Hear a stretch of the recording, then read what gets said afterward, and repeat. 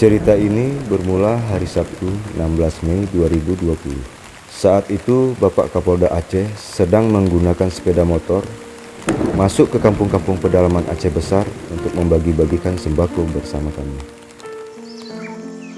Tiba-tiba perhatiannya terhenti ketika melihat rumah lusuh dan reot. Di sana terdapat 2 janda beranak 7 dan hidup dalam kesusahan. Seperti biasa, Bapak pun tak sampai hati. Bapak terpaku.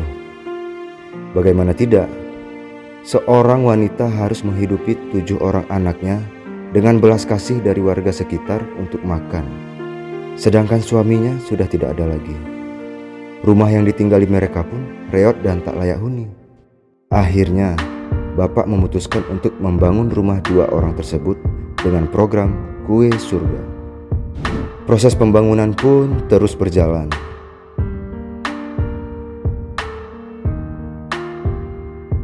Kini rumah mereka siap dihuni.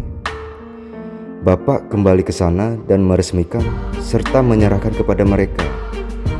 Mereka pun tak kuasa menahan syukurnya. Begitulah hidup, Bapak sering mengatakan.